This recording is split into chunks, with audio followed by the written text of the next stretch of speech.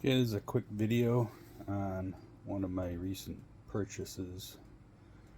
About 2 weeks ago, haven't had a chance to take a picture and share it, but this is the latest scratcher I bought. It's a barn find, according to the grandson who sold it to me. His grandfather bought it back in the 80s, or he didn't know when he bought it, but it's been sitting in the barn since the 1980s. So it's hardly been used in the past 40 years. It hasn't been used in the past 40 years. It's in really nice condition. It's got a 7-horse Tecumseh on it, which I'm pretty sure is the original motor, since this is hardly even broken in. And if you look, you can see the paint on these drive wheels hasn't even been worn off from running through the ice, and it's really clean. There's no grease or oil anywhere. There's quite a bit of paint. And this is a scratcher. I just want to get a picture of the tag. So every scratcher's got a tag on the transom mount. And this is a later model, so it's not the nice embossed brass tag on the older ones. So I think this is this is manufactured either late 1978 or early 1979. This is a see if I can get this here. This is a Tecumseh 7-horse H70, and then the model number is 130216D, probably like a snowblower engine. And then the serial number is 8242C. The first 4 numbers, the 8 represents the last digit of a year, and 242 is the day of the year that was manufactured. I did a little bit of chatting and searching on some of the Tecumseh websites, and most people say it's a 78. So 242 out of 1978 would be Wednesday, August 30th. This was built, so the motor was built. So I'm assuming that the scratcher was built sometime after the motor was shipped to Stoddard to be assembled on this frame. As you can see, the stickers and the paint is really nice on this motor. Stickers are all intact. Stickers are all intact. The plunger for the primer is still intact. It's not rotten rubber. This motor was manufactured in Grafton, Wisconsin. You see on the bottom of the sticker, and shipped to Stoddard, where they made it. This motor is this engine has everything you need to put electric start on. So I'm about to add an electric start to this. I ordered the key. It's a 2-position key, either on for start, but it's not the start button, or off. The starter switch is going to go in this port here. It's just a push button. So you turn the key to give it power, and then you push this button to start the starter, and pull it off. So I just got the starter in the mail yesterday. Put that in here. I checked already. There's a ring on the flywheel for the starter. And I have not added, I forgot to look when I had the flywheel off if there's either stators or chargers for charging the battery.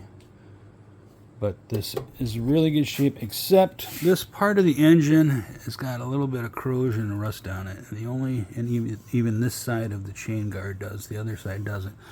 So what I think happened, the limited times the prior owner took this out, we had it trailered. The motor was not covered. It got road splash that had salt on it.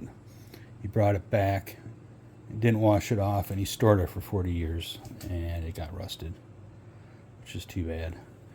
But it's got a nice metallic blue plastic handle, your standard throttle for these scratchers. It's even got the throttle sticker on the tiller still intact. I might have to tape it down a little bit, but I'm sure you don't see many of these left. Let's go to the actual scratcher frame. So here we have a later model. Like I said, I'm almost positive this is 78, 79. The older ones had the belt drive. This has a chain drive. This is a 12-tooth sprocket on a 3-inch centrifugal clutch, 30-weight chain. 12 goes to 54 teeth, so that would make it a 4.5 to 1 gear ratio. This sprocket is attached to a 3/4 inch drive shaft, jack shaft, held on with pillow bearings, and then it goes to a 13-tooth sprocket on the jack shaft, which goes down to a 72-tooth sprocket.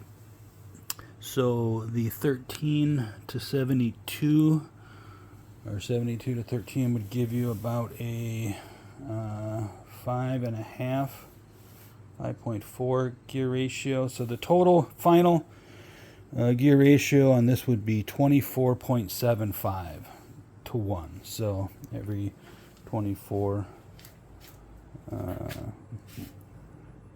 every time this spins once, this motor spins 24.75 times. I did the speed calculation, so on these motors I figure you're going to get about 3,600 RPMs total, the max. So 3,600 divided by the gear ratio, which is 24.75 to 1, times the diameter of this drive wheel, which is 20 inches, times pi, divided by pi, divided by 5,820, which is feet per mile, and then multiplied by 60 minutes. I think it's only going to give you about 8.7 miles an hour, which is really slow. 7.8 miles an hour. I've got some that are, I've got one with a CVT clutch. I can get estimated 40, but I only get 30 miles an hour on that one.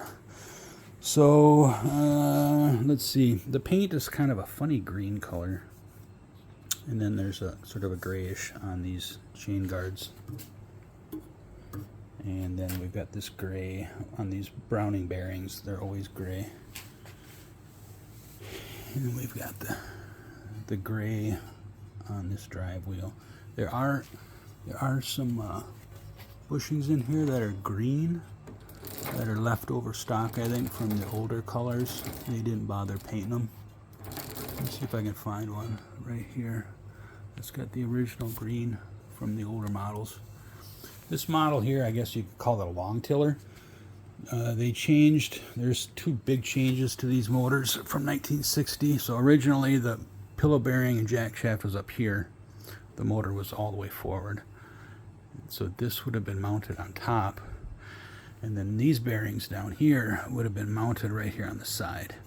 So by moving this bearing down here, you go from 3 inches and then 1.5 inches. So you're already 4.5 inches taller, which 4.5 inches taller, plus this is a 20-inch drive wheel instead of the 18 or 18.5, which would give you another 5.5 inches. So you move the wheel down the drive wheel down 5.5 inches, which would help if people put runners on the bottom of their hulls, because originally they were run without runners on flat bottom boats, but now people started putting runners, which would make this motor have to drop down extra 5 to 6 inches, so they changed this. It also helps with this new design where the bearing is here instead of here, and here and stuff on the top. So if you break a chain out on the lake, it was hard to get in here and move the bearing up and down because of this guard. Plus, you'd physically have to lift up the drive wheel to adjust the chain, where here you've actually got this pushing up the chain to tighten it. So that's a nice design too.